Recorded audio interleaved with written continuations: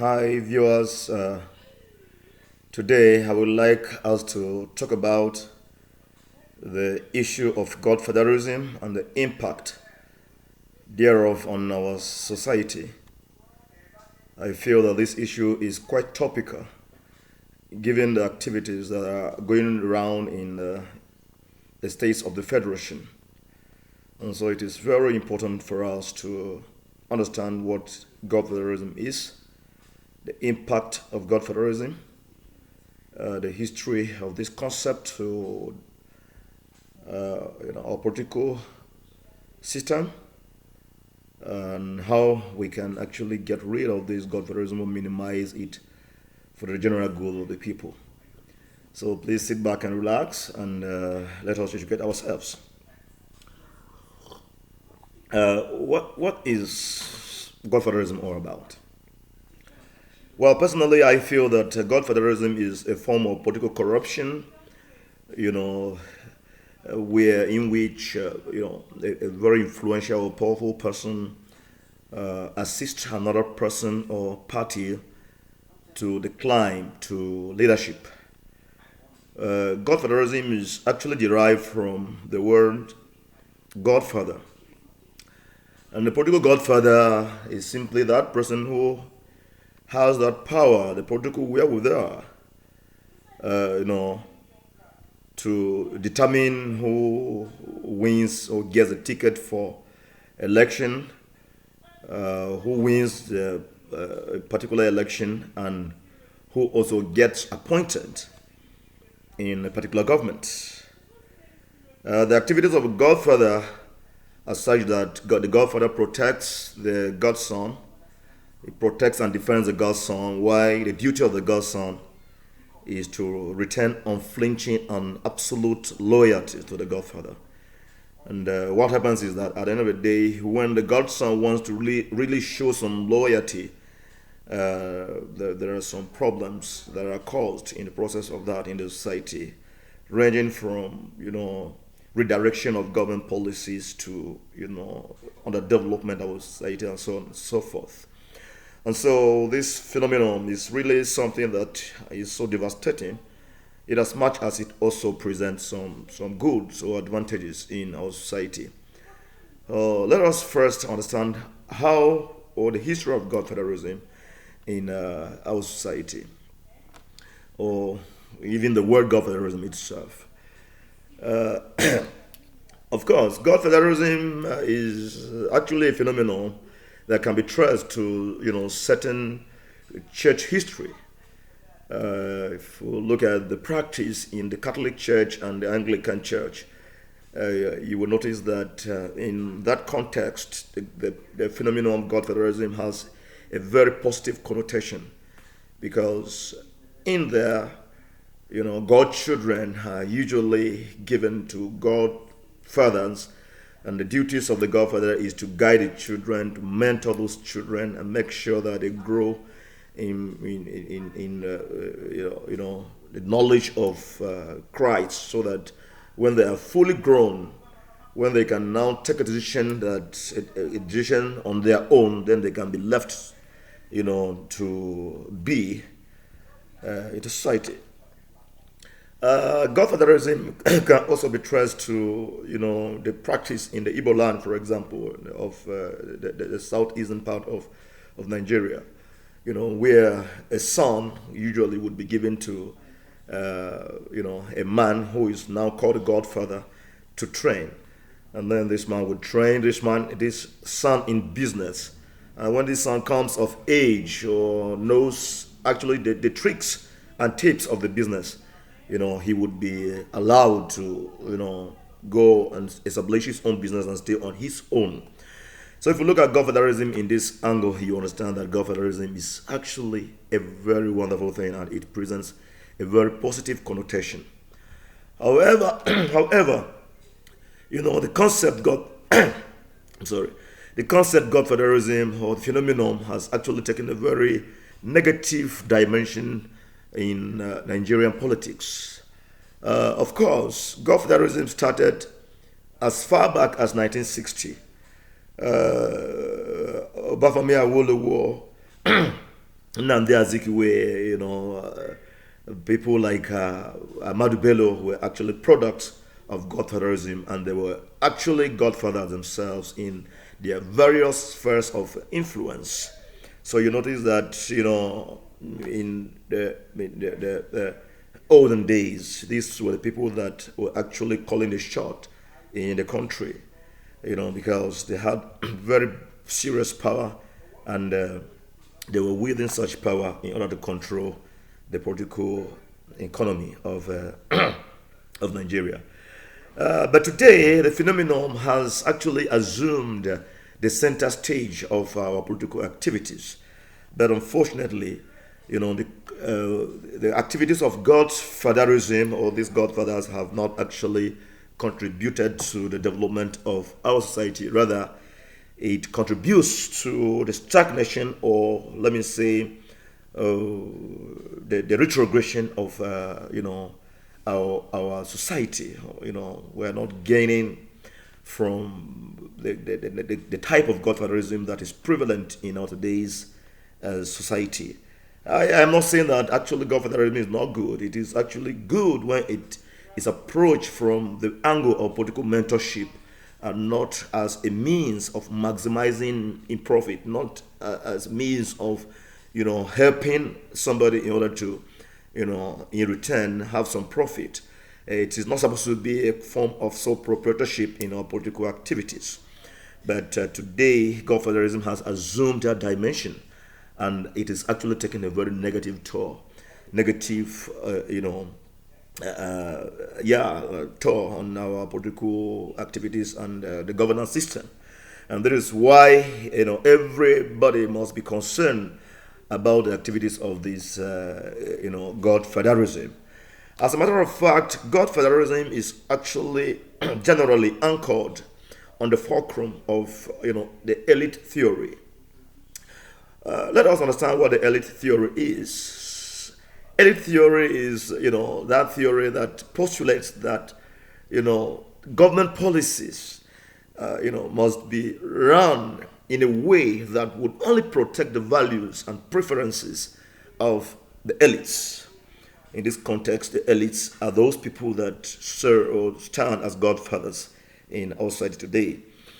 And so the godfathers work assiduously, to sustain the status quo, which is their common interest. And by so doing, the implication is that the government policies are becoming more and more conservative. They're becoming non-innovative. They are becoming marginal rather than bold with change potentials. And so some of us are concerned about the activities of Godfatherism, and there is the reason for which I have to do this video. It is even the activities of Godfatherism, or Godfathers, that are affecting various political parties across Nigeria. Before now, political parties were actually serving as agents of mobilization, but today they are relegated to the background, so much so that members and contestants now cluster around Godfathers for direction in the various political parties. And the activities of these Godfathers have so much polarized the political parties that the resultant effect now ranged from the factionalization of political parties or membership of political parties, and to a large extent political violence. No doubt this results to a threat to the country's democracy and democratization process. At various times, the very foundations of our democracy have been shaken as politics is taken to a very, very unhealthy dimension. Now, let us understand what brings about Godfatherism, or what really serves, or let me say, gives that oxygen for Godfathers to continue maintaining, their claims on political structures, or wielding massive power on our political economy. We have a lot of reasons, or a lot of things that really bring about this Godfatherism, and they include, things like limited party finances, We talk about the lack of faith or confidence in the electoral process. And Godfatherism is also possible because of poverty and apathy. It is also due to some of the activities of the media. I will take this one after the other so that we will understand it better. Let me start with limited party finances. Due to failure of organizational funding built around members of the party, parties now rely solely on donations from wealthy individuals who subsequently dominate the party structures. This point is also sort of reinforced by the huge sums of monies that are required by aspirants or candidates, to participate in the electoral process.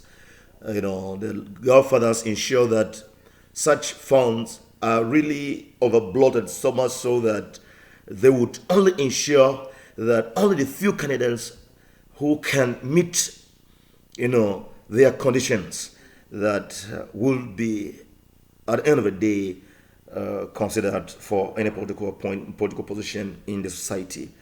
As a result of this, many candidates or many people have to only cling around or cluster around the Godfathers, so that they can be sponsored. Let us also talk about the lack of faith in the electoral process. Due to this particular factor, you would notice that aspirants and even the electors themselves do no longer believe. They no longer believe in the electoral process. So they feel that if you don't have a Godfather, or if you don't come through a Godfather, there is the election is as good as lost. And then for this reason, they believe that the electors cannot, be totally relied upon to win any election. And that is why they have to, go through Godfathers in order to be favored in one way or the other. Then you talk of poverty. I consider poverty in the context of our discussion today as a process of socio-economic and political deprivation, that affect individuals or households. They also affect societies. Poverty brings about lack of access to basic and elementary requirements of a human being or human survivor, thereby limiting people from active participation in politics and the decision-making process.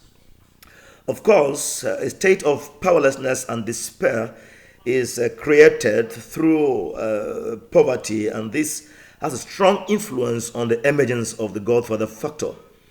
In that lack of awareness, and political apathy by the less endowed in our society invariably excludes them from political participation.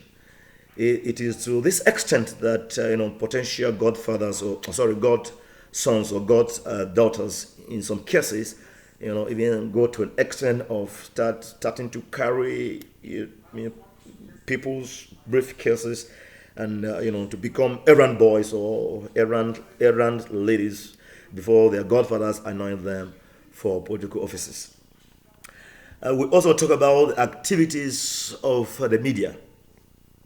In today's society, the media is another agent that has been promoting Godfatherism in Nigeria. Individuals are mystified as great men and they're dressed, in borrowed robes, to such an extent that sometimes just by merely seeing the activities of certain individuals on social media, you understand that if you don't pass through such individuals, there is no way you can get successful in politics or in the political process.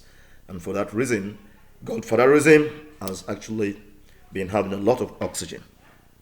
But then, Godfatherism has a lot of effect on our society, and it is this effect, the negative impact of this Godfatherism that has actually called for this video.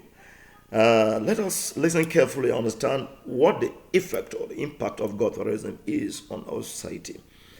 You understand that the activities of these godfathers, can erode the electorate's belief and confidence in the electoral process. The idea of whether they vote or not, a winner must always emerge is a case in point in this context. And so you see, people decide to cluster around godfathers in order not to do this, and that actually distorts or erodes the electorate's belief and confidence in the entire electoral, process or system. Godfatherism can also breed violence, political violence, at the level where the erratic and disloyal behavior of God's sons in the eye of their godfather often lead, what I want to say is that the situation whereby the godfather finds his godson being somewhat erratic or disloyal, he now brings about some form of, violence, or should I say, disorganization of the government of that person, so that the person would not run a very smooth government. And this calls for some of the underdevelopment or some of the things that are impeding the progress of our societal development. One other factor, one other impact, negative impact of godfatherism on our society is that, it also erodes political, robust political participation. Where political participation is grossly undermined, you discover that the process of even choosing God's sons competition is regulated to the background, and it is actually that competition that makes the democratic process to be robust. But when that is foreclosed, tell me what happens. There will be no life in our democracy again. So when the political space is restricted to only the God's sons, or to only people that are favored by the God's sons, it is going to people resort to extra legal means to cater for their interest, and subsequently you will understand that there would be unnecessary tension or unnecessary pressure created on the political arena. Let us also talk about another negative impact of godfatherism on our society. Godfatherism leads to imposition of surrogates, or let me say, imposition of inexperienced political actors in offices.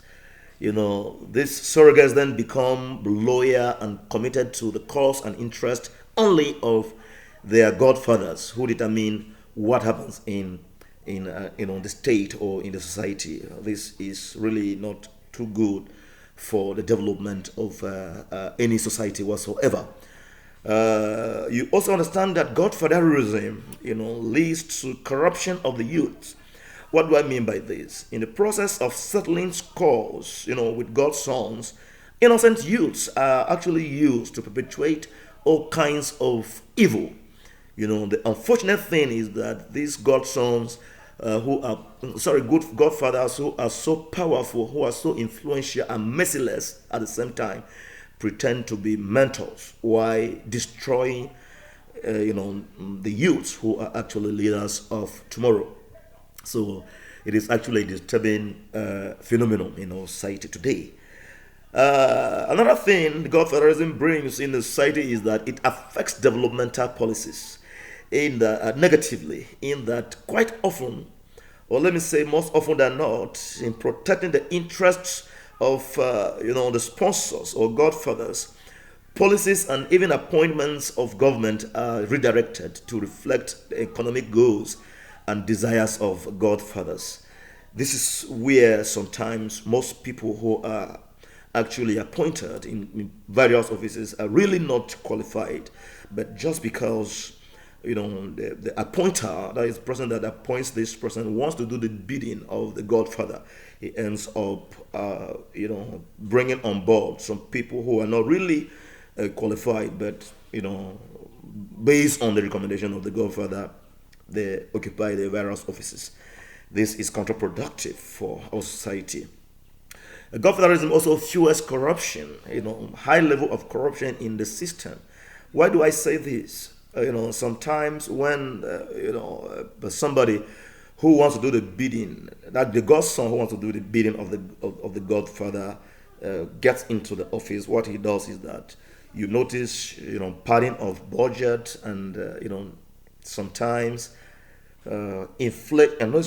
inflation of contract sums, so that an extra amount of money can be there in order to service the godfather. So godfatherism really does more harm than good to the society, and this is why it is very, very pertinent. It is very necessary for this phenomenon actually to be stamped out of our political system or our governance system.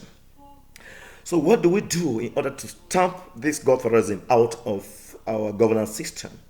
First, I would suggest that there should be massive youth empowerment through creation of jobs, education, and compulsory capacity acquisition scheme,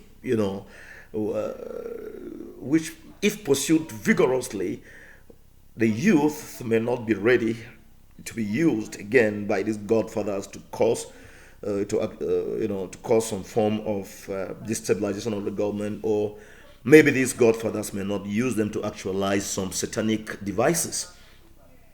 I would also suggest that donations from wealthy people, be rather made to the political parties, the purse of political parties, and not to the individual contestants, not to the individual candidates. When this is done, you notice that the control over the candidates or the contestants would be minimized, as the party then takes care or takes charge of the mobilization, logistics, and campaigns of various political parties.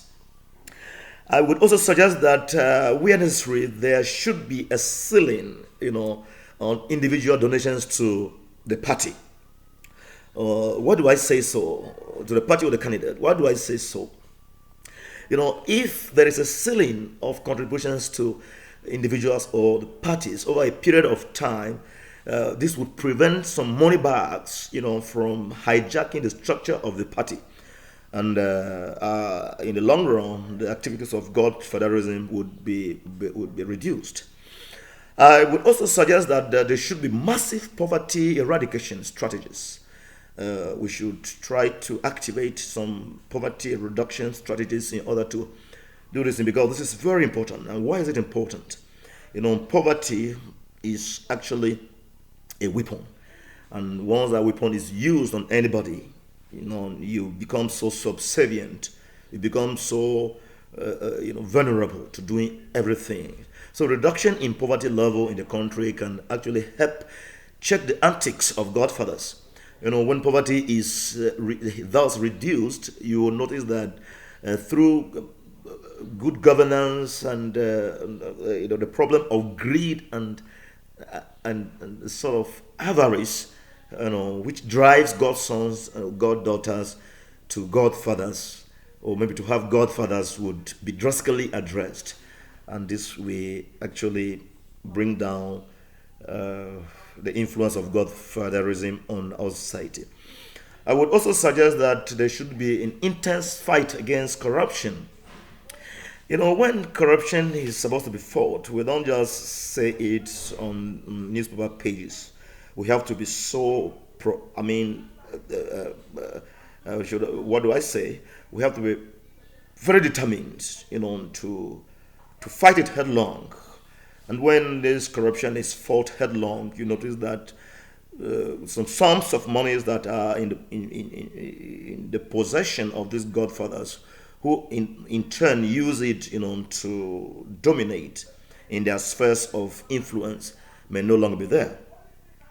And I would also suggest that people who throw themselves up for various elected positions should be considered on the basis of competence and capacity, and to competence to sorry let me say capacity to deliver, and not on the basis of who brought them on board, or their background, or who is actually their godfather, or who sponsors them. If this is done, the influence of godfatherism would drastically reduced. Ladies and gentlemen, godfatherism is really something that has taken a very negative toll on our society, and it is actually glaring that our society is not moving ahead because of the influence of these elites, these godfathers, who feel that whatever government policy that's supposed to be activated by their godson should only serve their values and preferences. So it is high time we started campaigning against godfatherism in order to stamp it out of our system, our governance system.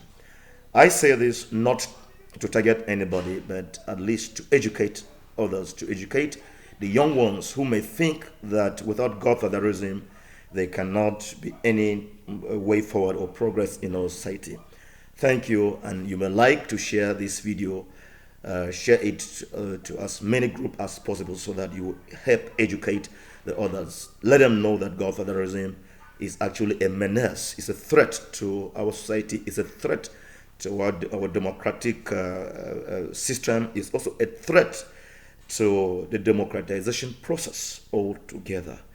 And so it must be stamped out of our political system and our governance system. Thank you, and God bless you.